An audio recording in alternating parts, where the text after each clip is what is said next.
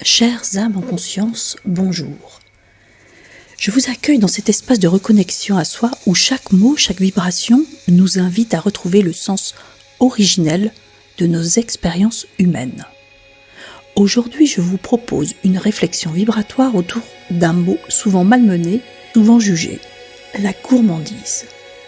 Et si ce que l'on appelle péché n'était en réalité qu'un appel du cœur à s'aimer davantage ?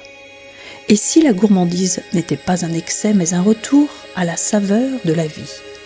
Prenez un instant pour vous installer confortablement, laissez votre souffle devenir paisible et ouvrez votre cœur à l'écoute de ces mots vibrants. La gourmandise. Sans le savoir, notre corps nous dicte ses besoins parfois malicieusement sans être pourtant un messager néfaste. Mais son cri est illusoire dans cette fatigue de connexion. Il inspire son mouvement vers des addictions du fait de la non-réception. La gourmandise vient-elle d'un manque ou d'un plaisir déplacé de son premier but ? Comment peut-on se gorger de sincérité si nos besoins d'amour sont excentrés ? Est-elle le reflet d'une faiblesse d'amour ou d'une purge inversée ? Quoi que cela puisse être, la régénérescence est une faculté de tout moment. Pourquoi fustiger et maudire ce que la vie nous offre de meilleur ? Est-ce un crime d'accueillir les plaisirs terrestres et de se délecter de ces merveilles ? Faut-il faire un rejet car une doctrine sans fondement certain nous l'impose dans notre structure ? L'homme est perfide et aime se sanctifier lorsque le vent ne tourne plus en sa faveur. La gourmandise est un cadeau des cieux, quelque chose de joyeux.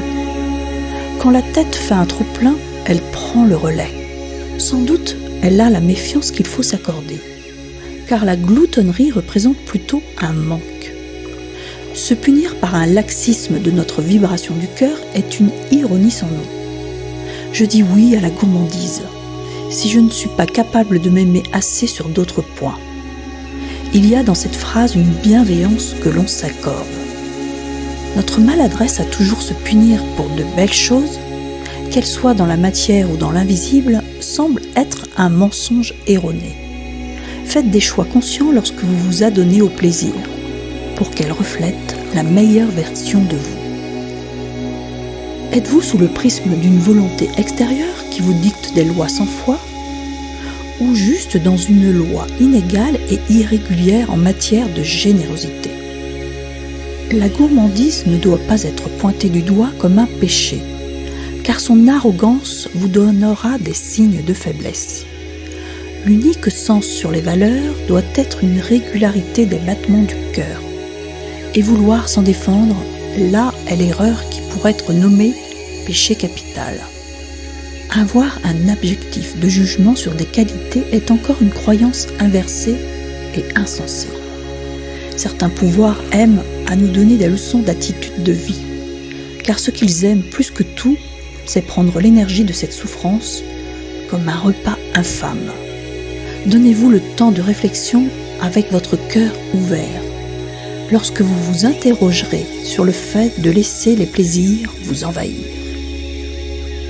Merci d'avoir écouté ce texte vibratoire. Puissiez-vous vous accorder la liberté de savourer ce que la vie dépose sur votre chemin, sans jugement, sans peur, mais avec la conscience d'un cœur en paix.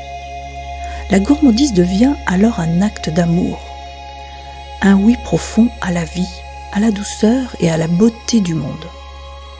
Si ces mots ont résonné pour vous, je vous invite à les relire ou à les réécouter comme un mantra.